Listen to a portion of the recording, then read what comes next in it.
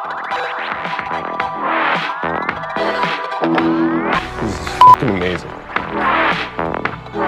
Guys, you're getting lost in plot, and I am just about getting over with COVID, and today we're talking about Peacemaker. Peacemaker is the original series on HBO Max, and it is a spin-off of the Suicide Squad, the DC Comics property that was just made into a film written and directed by James Gunn this last year.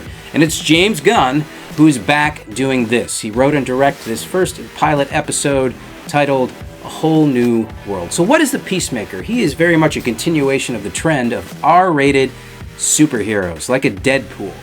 But Peacemaker is much more akin to Captain America, whereas Captain America is the embodiment of all of what is great about being an American and American ideals. Peacemaker is a twist on that.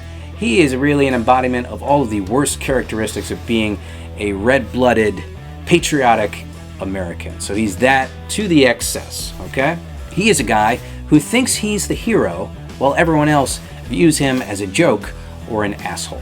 So in this first episode, you do not need to have seen the Suicide Squad to know what's going on here. It very much brings you on board right off the bat. We're with Peacemaker and we're figuring out, what does he do now? He made some questionable moral decisions at the end of the Suicide Squad film.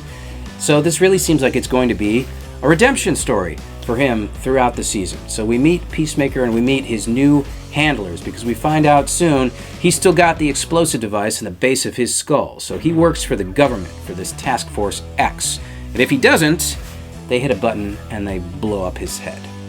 All right, so we meet Amanda Waller, who's in control of him, has a daughter, and she's his new handler. Now, Amanda Waller is this very strict, overbearing parental figure, so we get to meet her daughter and she would see what she's like, and she very quickly strikes up a relationship with Peacemaker that's very empathetic, because we find out Peacemaker also has an abusive parent that's very strict and overbearing. Like, his father is the jerk of all jerks, and we kind of understand why he's become the way he's become, because he's been living with his father, and we see that firsthand in this episode. We meet the other handlers, and they're all faces from the Suicide Squad film, so you'll recognize some of the people here.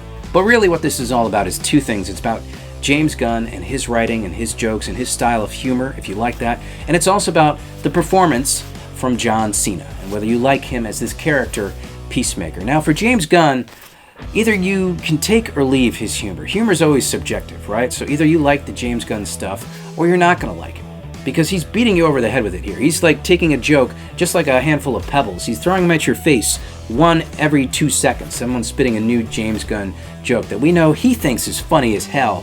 Whether we think it's funny or not, that's up to you. Again, sometimes you're going to be cringing at it. Other times you might find it genuinely funny and enjoy yourself. So depending on your mileage for James Gunn, there could be a lot to like here.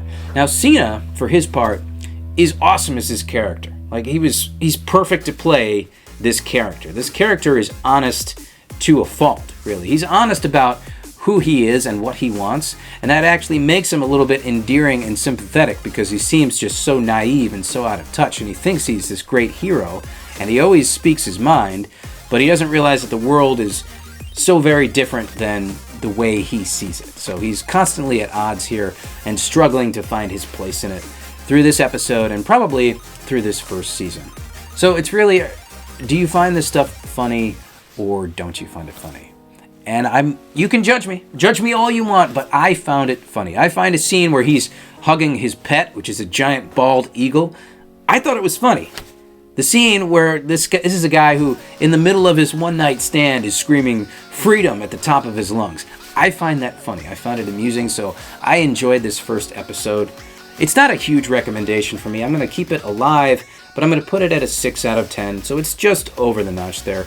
Because humor is so subjective, so you might think this stuff is infantile and horrible.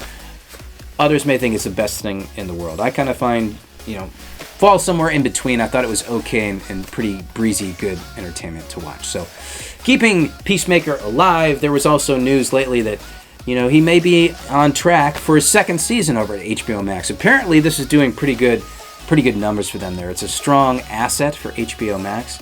James Gunn has been off filming the third and final Guardians of the Galaxy, And he's also talked about doing more spin-offs from his other film, The Suicide Squad, with these DC Comics properties. So it seems like Peacemaker could be back for a second season if this is something that you enjoyed.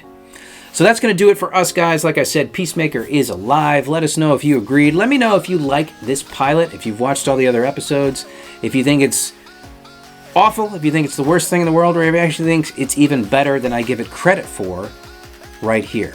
Make sure that you also like and subscribe. Check us out on Twitter, and we will see all you guys on the next one.